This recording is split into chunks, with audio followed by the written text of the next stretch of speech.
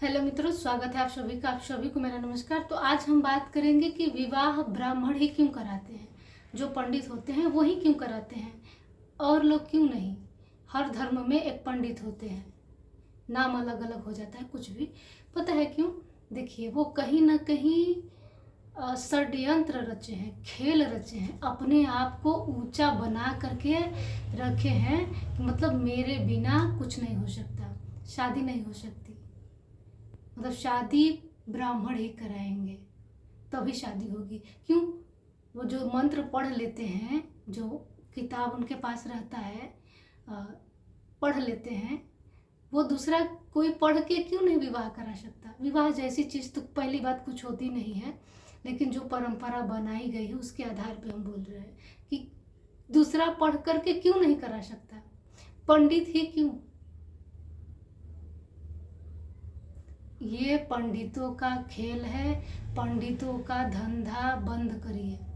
जो ब्राह्मण तरह तरह के भारत में है ना, कथा करके पैसा खूब कमाते हैं, शादी करके पैसा कमाते हैं, ये सब धंधा चला रहे हैं, अपना अपना बिजनेस चला रहे हैं और कुछ भी नहीं।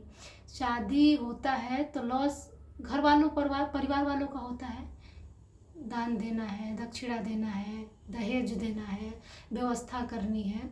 लॉस हो रहा है दोनों तरफ से कहीं ना कहीं। अब बेनिफिट किसको हो रहा है? सिर्फ पंडित को। लोग कहेंगे कि पंडित को बहुत ज़्यादा बेनिफिट तो हो नहीं रहा है, उसी से उनका घर चल रहा है। ये जो तरह तरह की कथाएं करते हैं, तरह तरह की पूजा करते हैं हर घर में, हिंदू धर्म में तो सभी घर में होता है, बहुत कम ही लोग होंगे। कथाएं तो पूछिए मत कितने प्रकार का होते हैं, यज्ञ कितने प्रकार के होते हैं, बाप रे बाप, पूछिए मत, उससे ईश्वर खुश होते हैं। ये ब्राह्मण बताते हैं। मतलब ईश्वर से बात करना है, पूजा करनी है तो आपको ब्राह्मण की जरूरत होगी। विवाह आपको करनी है, ब्राह्मण की जरूरत क्यों?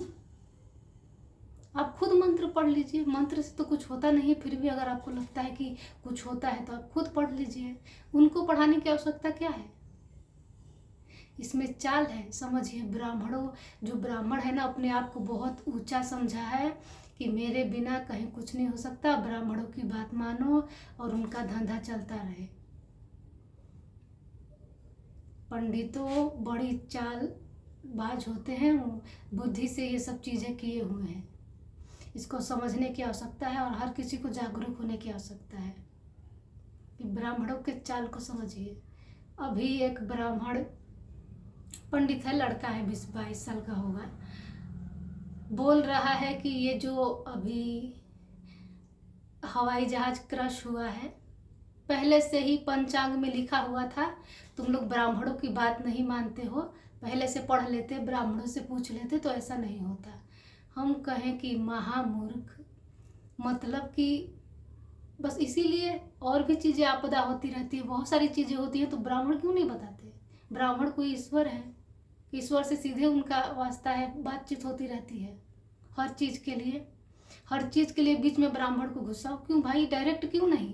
डायरेक्ट कनेक्शन क्यों नहीं जुड़ सकता? ईश्वर से भी जुड़ना है तो आपको ब्राह्मण की ज़रूरत पड़ती है। ब्राह्मण कथा कराएंगे, पूजा कराएंगे, हवन कराएंगे, पाठ कराएंगे। ऐसा होता है क्या? आप प्रेम किसी के साथ ऐसा कर सकते हैं क्या? अगर आपको किसी से प्रेम हो गया तो आप बीच में किसी और को रखते हैं कि जाओ और उससे मेरा प्रेम प्रसंग लेके जाओ, या अब मेरा प्रेम तुम्हारे वजह से चलेगा। ऐसा होता है क्या? नहीं होता। तो ईश्वर से भी तो प्रेम ही है, तो बीच में ये ब्राह्मण क्यों? तो इस चालबाजी को समझिए, ब्राह्मणों का धंधा बंद करिए। कथा कर करके ब्राह्मण 2-2, 5-5, 10-10 लाख ले जाते हैं और भक्त को बहुत अच्छा लगता है, बैठे रहेंगे भीड़ में, भेड़ की तरह। उनको लगेगा कि कुछ बता दिए और उनको कुछ फर्क नहीं पड़ने वाला है।